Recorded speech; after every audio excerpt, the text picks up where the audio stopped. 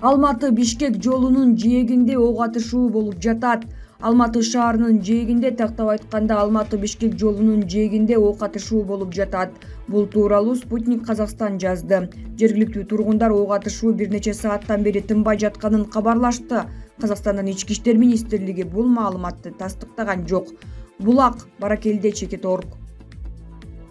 АКШ Казакстандын бийлигин Орусия менен сак болууну эскертти. АКШнын мамлекеттик катчысы Энтони Блинкен Казакстандын бийлигин ЖККнун катышуусу жок башаламандыкка каршы күрөшүүгө чакырды. Анын айтымында казак өкмөтү өз күчү менен маселени чечүүгө жөндөмдүү. Бул тууралуу дүйнөлүк басылмалар жазышты. Блинкен Казакстандын бийлигин Орусия менен сак болууну эскертти. Тарыхтан алынган бир сабак бар. Үйүңө кирген орусту кетирүү оор, деди ал. Буга карата Орусиянын тышкы иштер министрлигинин расмий өкүлү Мария Захарова соц тармактардагы баракчасы аркылуу реакция кылды. Тарыхтан алынган дагы башка сабак бар. Үйүңө америкалык кирген учурда аман калуу, талап тоноосуз жана зордуктоого кабылуусуз калуу оор, деди ал. Булак Назар Ньюс чекиткейи. Мына айтам го, эки күч тирешип жатат. США менен Россия Федерациясы. США пресс-катчысы менен Россия Федерациясынын тышкы иштер министри акыйнек айтышып жатат. Казак боордошторго да, бизге да сабырдуулук жана тынчтык. Биз булардын согуш талаасына айланып калбайлы. Ар бир кадамыбызды аяр таштайлы, ар бир сөзүбүздү ойлонуп сүйлөйлү. Казак боордоштор, тезинен тынчыбасаңар, бизди да кошо ала жатчудай болуп калдыңар. Азыр карайлап талаада калган Нурсултан Назарбаев АКШдан жардам сурап салсачы. Бактыгүл Иманбек кызы. Атамбаев Россияга бүт рычагтарды өткөрүп берип жатканда каякта элеңер, деди журналист Азиз Дүйшөбаев. Ага кошумча Казакстанга аскер жибергенге дээрлик бүт Кыргызстан каршы болду окшойт. Баарыбыз патриот, көрөгөч, боорукер, анан революционер менен тилектеш болуп макул дейли. Мен эч кимди укпайм, өз алдынча саясат жүргүзө алам. Биз суверендүү өлкөбүз деп аскердик жардамдан баш тартып, колуңардан келгенин кылып алууга десин президентибиз. Бул деген ОДКБнын келишимдерине баш ийбейбиз деген сөз. Демек, эл аралык келишимдерди бир тараптуу буза алам деген ишарат болот. Андан ары кандай болот? Кыргызстан Россияга кайрый турган абалдабызбы азыр? Колу буту толук байлануу, ЕАЭСке кирген күнү биротоло байланган. Көп багыттуу эркин саясат жүргүзүү 2010-жылы токтогон. Атамбаев Россияга бүт рычагтарды өткөрүп берип атканда каякта элеңер, көрөгөч билермандар. Ошондо ак үй көк үйдүн алдына барып, айлап жылдап жатып талашыш керек болчу. Жоо кеткен соң кылычыңды бокко чап дейт. Россиянын кош стандарттуу саясатынан кутулуп, эркин саясат жүргүзө алган өнүккөн өлкөдө мен дагы жашагым келет. Ал күн деле келер буйруса. Бирок биз бүгүн жашап жатабыз да. Стратегиялык өнөктөштөрдү тандап алганыбыз өзүбүз. Кол коюп берген да билесиңер ким экенин. Биздин бүгүнкү экономикалык геосаясий абалыбыз чакталуу, чоң державалар менен тил табышып жашаганга аргасызбыз. Биз Украинада эмеспиз, Казакстанда эмеспиз. Калп эле эдиреңдебейли, көчүүңө ченеп иш кыл дейт го. Мен да патриотмун. Бир дагы кыргыз баласынын башынан чач түшкөнүн каалабайм. Казак-кыргыз бир тууган элбиз. Ошентсе да пиар кылгандын да жөнү болот. Алды артыбызды карап иш кылбайлыбы, жылаңач баатырлар. Кыргыз кыйын элбиз, баатыр элбиз, тарыхыбыз укмуш эми. Бирок бүгүнкү чындык ушундай, дейт Азиз Дүйшөбаев.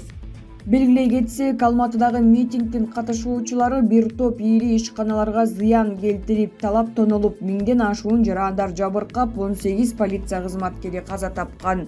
Россия Федерациясынын президенти Путин 5 январда Казакстандагы абалга байланыштуу тез арада Казакстанга куралдуу күчтөрүн киргизүү жөнүндө буйрук чыгарган.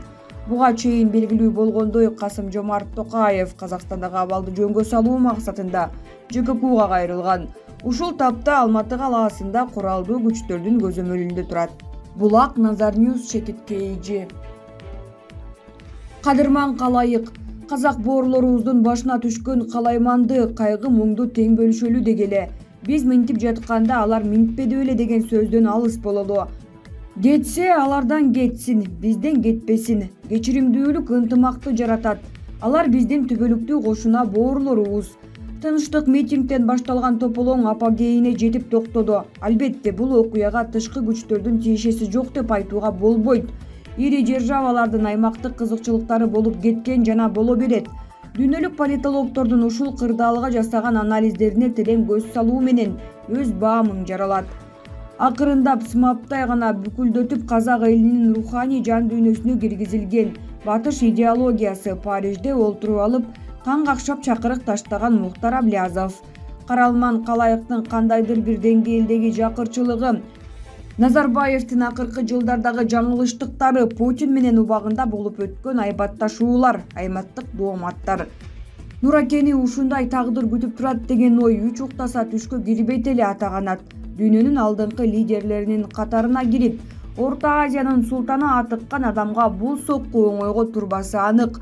Бирок кантмек, ушул күндөрдү көрөрү бар экен. Тагдыр жазмышы деген ушулда. Көңүлгө көптөгөн аянычтуу, кыжаалат сезимдер келет. Бийликке ашкере берүүлүү эмнелерге алып келери кийинкилерге сабак болот. Ооба, ар кандай себептер менен казак элинин кайсы бир катмары жакырчылыкта жашай турганы белгилүү. Бирок бизге салыштырмалуу төөчөлүк өйдө болору анык, аны билишеби? Бул жерде илгери улуулардан казактар тез көтөрүлүп тез түшөт деп уккан сөз эске түшөт. Алардын чек ара тынчтыгы эле кандай жетишкендик, ырас түшпөсүн дейсиң.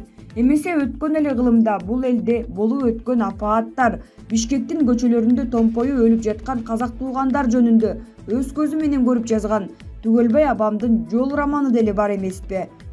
Калыңы бир чака жүгөрү болгон казак энелерибизчи, алардын көзү өтүп кетти, бирок көптөгөн жээндер жаралып, казак эли менен кан жакындыгы күч алды.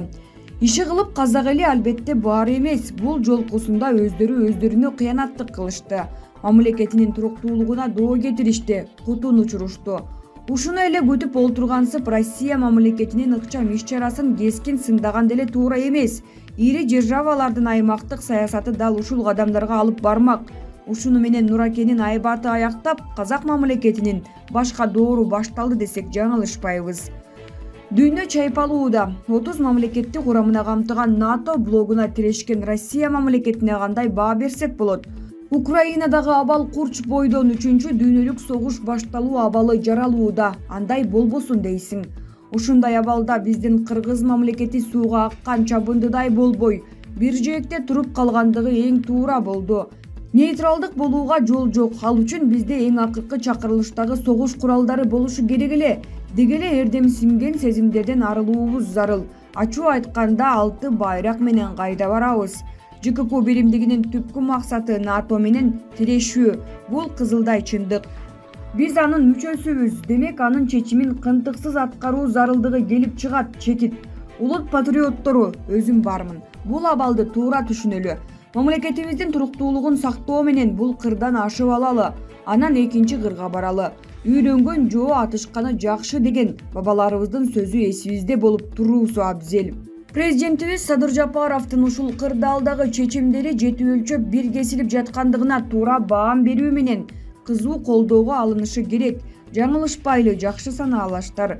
Жараткан мээримдүү зат, бизди өз мээримиңден ажырата көрбө. Мамбет Бодошов.